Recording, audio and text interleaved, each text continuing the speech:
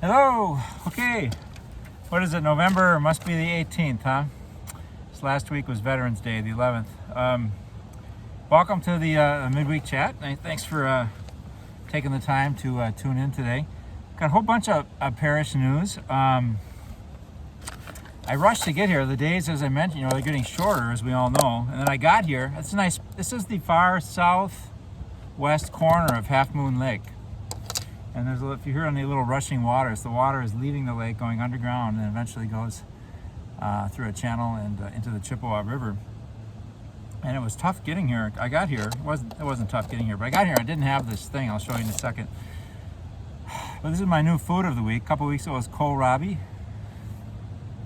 Dates. So dates. Jesus food. They grow dates all over the Holy Land, and so I thought I would give me a little energy for this chat today if I had a date.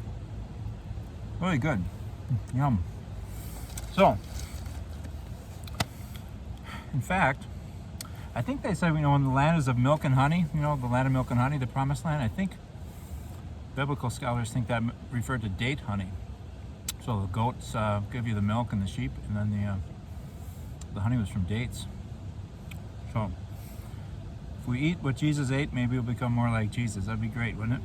Of course, the way, if we eat the Eucharist, that is Jesus, and we become what we eat, as St. Augustine said. So that's even better. Speaking of the Holy Land, we're, a year ago, I spent 3 months there, right, on my sabbatical. It was a lovely time. And I met some people there, and I worked with some people there, in Bethlehem especially. And they're really hurt by the COVID, all these people that would make things to sell to tourists and to pilgrims. And so, as I mentioned, a few months ago, I think I showed this little sheep and we were selling those. This is another thing. So because I worked there and I know these people and I know they don't have any income, I said, why don't you, and they asked me, and I said, yeah, I'd love to. Would you mind us shipping you a bunch of stuff? And if you can sell them to your parish, that's great, and you can give us the money that you generate. And so here we have those little sheep. We have a bunch of stuff, but these are kind of one of their signature items. This is the Nativity Set, right?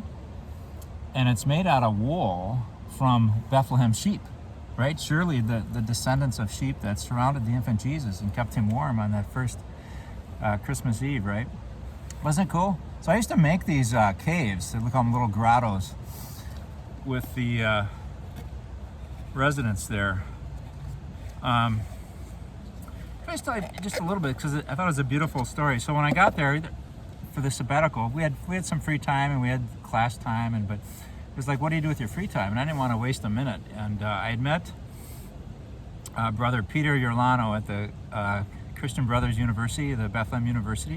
And he said, you should go by the L'Arche community. It's a group of people that with intellectual disabilities that work with people without those disabilities, and they make crafts, and they have a really lovely gift store. You should stop by and maybe get something there. And so I did. I went by there the first day, and it's near the Church of the Nativity where Jesus is born. You just kind of turn right when you're facing, and you go down the hill to the west, turn left, and you find, it's a little hard to find, but I found it. And then I got up there, and there's a lovely, lovely woman who met me at the door, and I said, I was just looking to, I heard you have a beautiful gift store. And she said, oh yeah, here. And she said, you're here and we're having lunch in 5 minutes. Will you join us for lunch? And, I had nothing to do that day. It was really good. So I said, sure, always up for a free meal, I guess. And, very simple meal, really good stuff. And there was probably about 25 people there. Probably about 20 of them, had some form of intellectual disability, and were just joyful and happy, and pointing at me because I was a new face, and everyone there spoke Arabic. Just a couple had some English, and I don't expect them to know English. I'd say sabah al-khair, salam, things. There's a couple words that I knew: good morning, peace, hello, shukran, thank you, anyway, smiled a lot. And then we're getting done with lunch, and one of them said, hey, come and work with us. We're working this afternoon. And I'm like, yeah, okay, why not? I'm up for an experience. So we make these things. We make these little these grottos, and it's like almost like a floor mat of a car, kind of one of those rubber things, and they had felted wool and olive oil soap, and you just kind of matted that wool together, and then the assistants kind of put the finishing touches on it. But it was lovely, and then I started going every week, and it was challenging at first. Sometimes I felt like because it's hard to communicate because I didn't know any Arabic, didn't know any English. But I remember a book I read once. It's actually this community over there in Bethlehem. It's called the L'Arche community. It's an international movement of what they do, where communities formed with people. And the thesis of the book was, it's such a blessing, or it can be, to be in loving relationship with people who have intellectual disabilities, because when you can't communicate really well on an intellectual level, you're forced to relate to each other on a heart level. And particularly for me, I'm more of a head guy. Certainly in my early adulthood I was, and so to have an experience of meeting people and being with people with those disabilities really opened something in my heart. Okay, and I have a very dear friend locally like that, and I think I missed her a lot. And then when I was with all these people at the L'Arche community and could be with them, it really kind of opened my heart again. I really felt at home there. So anyway, that's the L'Arche community. That's the people that we're selling their goods, so they have a little income. But I just kind of maybe keep that in mind. That was really a important idea for me. When we can't relate on a head level, relate on a heart level, and we should, even with each other who are equals intellectually, relate on a heart level too. But sometimes we never learn how. It's a tone, it's an attitude toward people, it's an ability to say, oh, you look sad, or did I hurt you? I'm sorry. Those kind of things are those simple things, but they're hard because they're emotional, and we don't always like to feel the emotion. Anyway, that's a long way to begin, but that was very important to me in this chat. Another bite of a date here. So, Parish news, bunch of stuff. You'll be getting a hard copy in the mail, parishioners, of a newsletter. Involve, there's a lot of things. I read a little introduction. There's a lot of things going on. Mass times will change for the weekend starting December. We'll go back to the former schedule, actually. The times they are a-changing. So, but they're changing to what they were. So 4:30 Saturday, 8 o'clock, and 10 o'clock on Sunday. But not this Sunday. Sunday following, with Advent at the beginning. We sent out a survey by email to parishioners, and we're so grateful to have gotten about 200 responses back thus far. A lot of helpful information. We thank people for that. I was really impressed with the way the staff received it too. We talked about it. We didn't look at it very closely yet because the results are just coming in. But whenever you do a survey, you always get some pretty negative reactions from people, and to some extent that's helpful. But anyway, I've been in other situations where people maybe get negative feedback and they just kind of dismiss it, or they blow it off, or they get angry about it, and without any coaching from anybody, I'd say everyone was just very receptive and understanding, and so I think we got a good staff, with a good attitude toward people and the hard things of life. So some that's pretty helpful. I think one of the things that maybe on our first glance at it that might really be good is people expressed an interest. They said they really enjoyed being contacted by the parish, whether it's a phone call from staff or myself, or a email, or however they can stay in touch, or maybe even watching these chats.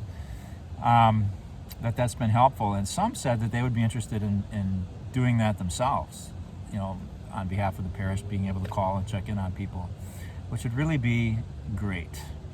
And I heard when all this started back in April, there was a group whose webinars I attended, and said, parishes are either going to be better than before or worse than before the virus, but they won't be the same.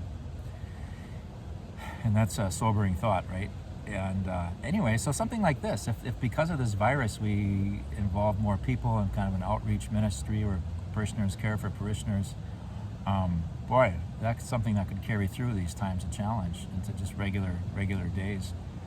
And that'd make us better. That would make us stronger. What else we got here? We got Secret Saints. I call it Secret Saints. You ever play Secret Santa, where you get a name and before Christmas, like at the beginning of Advent, and then you sort of give gifts to that person anonymously until Christmas, and then you say, hey, it was me all the time. So we're gonna do that, but with prayer, not with gifts. And so if you want to participate in this, what you're committing to is praying for a family or an individual. And you can do this as a family or as an individual. So let Beth know. You can always just call the office and we'll get you to the right person. But Beth Cerny is coordinating this. And she'll put all the names of people who want to participate in a hat and then just kind of randomly match you with each other. And you just commit to praying for whoever's name you have, and then at the end of it all, maybe write a card.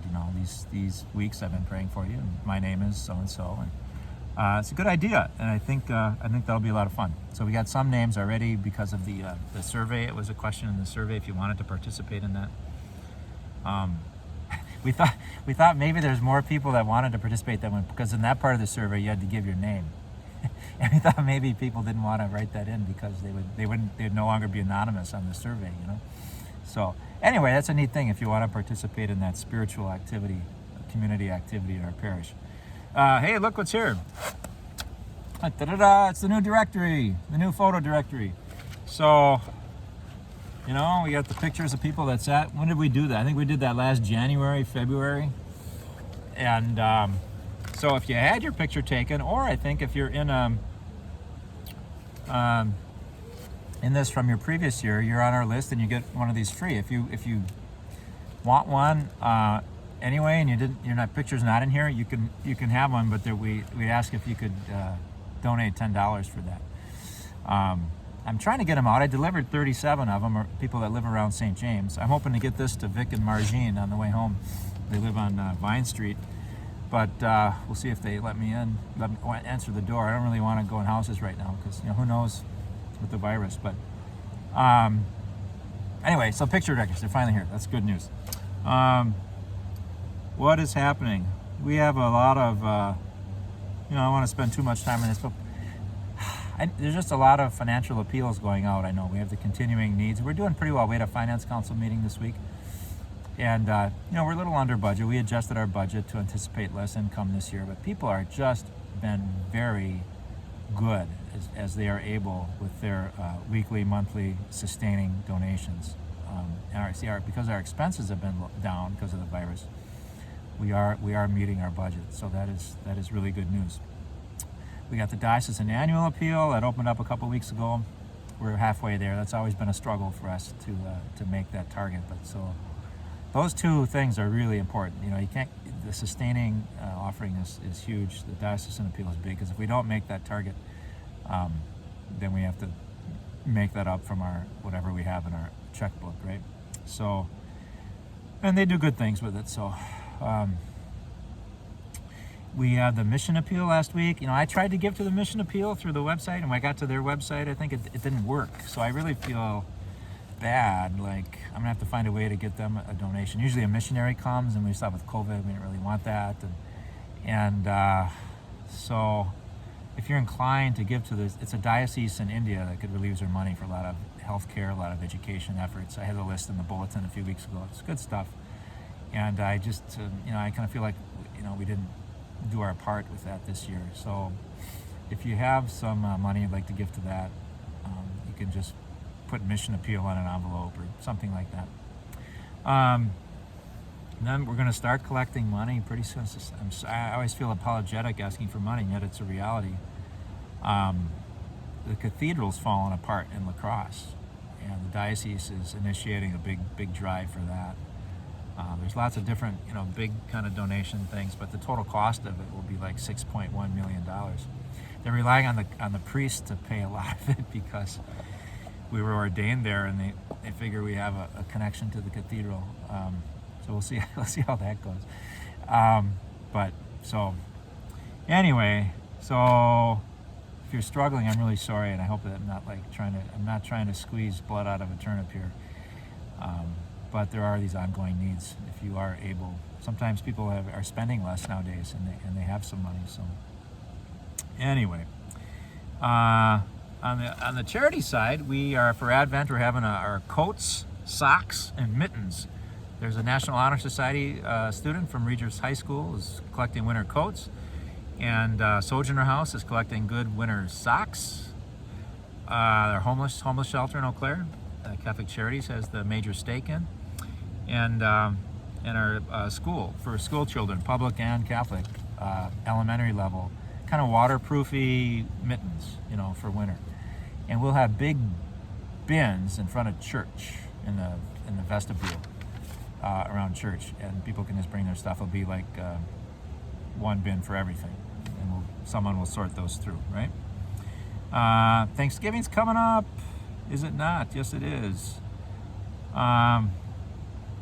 If you want it, we're having Matt. Usually I go home, be with Mom, and I am going to visit Mom in the afternoon of Thanksgiving Day, but I'll be here all week, and so we'll have Mass every day of the week, next week at 9 o'clock.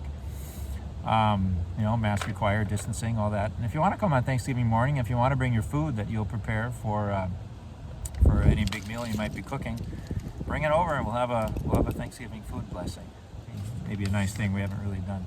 And we'll miss our friends at Good Shepherd Lutheran, since we're not doing the ecumenical worship this year. Our religious ed, this Wednesday is the last of the year, of the calendar year, in-person religious ed. I think they're kind of following the lead. The infection rates are so high in Eau Claire right now, and the public schools are going all virtual, so is our religious ed program. We had a school mass this morning. Just wanted to share a little bit, see how we're doing in time. Oh, not too bad.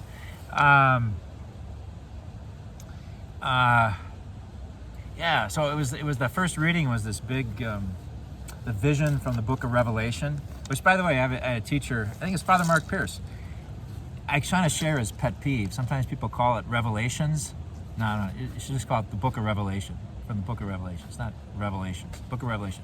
So anyway, get a little kudos to Mark for saying that, I bet. Anyway,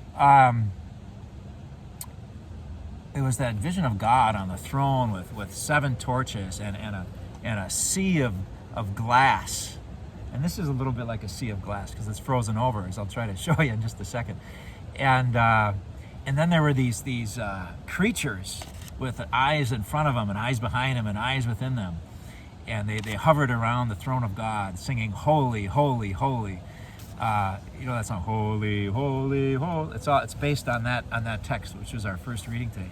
And we read that with the school children, and it was fun to point out to them that our large crucifix, which is above the altar in St. James Church, on the 4 corners of it, there are 4 emblems. And they are the emblems of these 4 creatures mentioned in the book of Revelation. So there is an ox, a lion, a man, and an eagle. And so it's fun to see the school children go up to the sanctuary after Mass and kind of look and have the teachers see which one, they can figure out which one is which. But I don't know if this is interesting to you, but I find it, I know which one is for which gospel account. And it's easy for me to remember. And I'll tell you how I remember. So, the ox, what's the ox? It's kind of like a beast of burden. It's kind of a humble, big animal, kind of simple, And Luke's gospel, it's the Good Samaritan. It's blessed are the poor, blessed are those who mourn. So not the poor in spirit, but blessed are the poor, blessed are those who mourn. Matthew's poor in spirit. They say Luke pays attention to the poor, maybe. Not that the other ones don't, but maybe with special love. And so I think of the ox as Luke, And then the lion, that's Mark. And when I think of the lion, I think of, fierceness. When Jesus dies on the cross in Mark, he just screams. He screams. That's it. That's it. There's no words whatsoever. And there's just a lot of suffering. The resurrection account, the oldest account, there isn't any rejoicing. They go and they see the empty tomb and they go away afraid. End of story. And so it's plus I think of lions lions, and the early Christian martyrs. Some of them were made sport of by the emperors, and they had to go fight lions, and of course they lost. The lions, devoured them, and they died a glorious martyr's death, but not a pretty one. And so that harshness of a lion, I associate with Mark and his harsh call to persevere in discipleship despite the suffering that'll come our way. And the human being, so Matthew, I just think Matthew, the Sermon on the Mount, he teaches human beings how to live together. He's got that whole section about, if you have a dispute with somebody, try to solve it yourself, and if you can't figure it out, then go to a trusted authority. If you can't figure it out, then finally go to the church. There's all these steps about how to live together as a community. It's, the golden rule is in Matthew.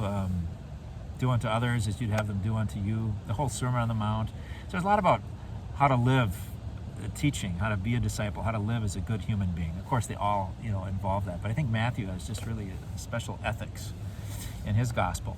And then, and John's the eagle. Think of an eagle of soaring in the sky, and is mystical, the heavens. I am the resurrection and the life. I am the vine, you are the branches.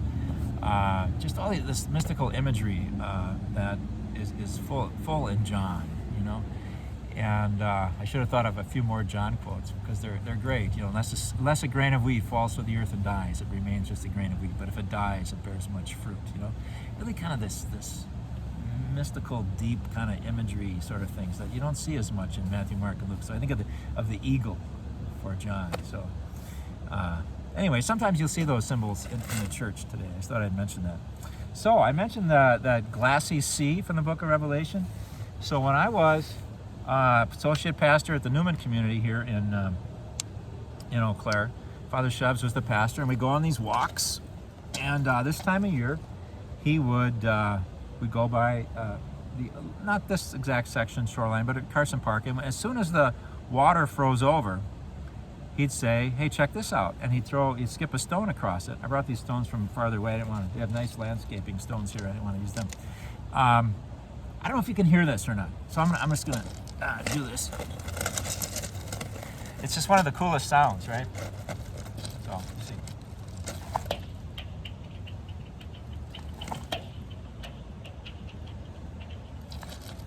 Can you hear that? I have no idea if you could hear that. We'll check.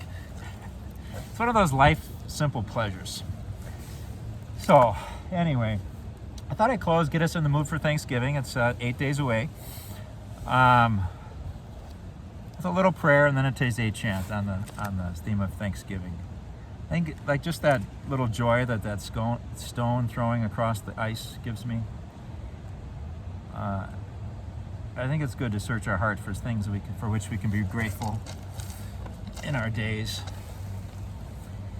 And so, let us pray. Loving God, there's lots to be worried about in our world today. There's lots to grieve. There's a lot of things that we wish were not. And a lot of things that are not that we wish were. And here we are in the midst of it, your people, who believe that dying and rising is the pattern of eternal life. If we want to gain ourselves, we must lose ourselves. Christ is risen. He's risen as the crucified one. And so in the midst of a crucified reality, sometimes you call us to have that Christian hope that we will rise again, whether it's personal difficulties we're having or the world as it is sometimes. In the midst of all, we know that you need us to be your light. We want you to make us strong so we can be strong for you. That we can be a loving presence, a compassionate presence, a presence that seeks to understand and to love well. And we want to have a core of gratitude in our hearts. We know that we weren't given this life just to be given everything and to be comfortable and happy until the day we die. We're given this life to learn how to love, to learn how to be close to you, to be your presence. And so, Lord, we ask you to reveal to us the goodness of now, the goodness of this moment right now, when we're watching this video, or for me as I sit here on this lake shore. In the midst of things that trouble us, even deeper is the grace of being alive, the grace of having your Spirit with us.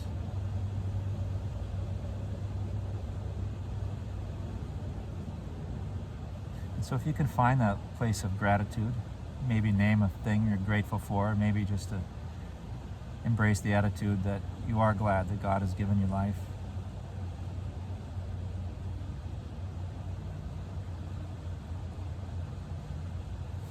Rest in that gratitude. We close with a song here. In the Lord I'll be ever thankful. In the Lord I will rejoice. Look to God, do not be afraid. Lift up your voices, the Lord is near. Lift up your voices, the Lord is near. In the Lord I'll be ever thankful. In the Lord I will rejoice. Look to God, do not be afraid. Lift up your voices, the Lord is near. Lift up your voices, the Lord is near. In the Lord I'll be ever thankful. In the Lord I will rejoice. Look to God, do not be afraid. Lift up your voices, the Lord is near. Lift up your voices, the Lord is near.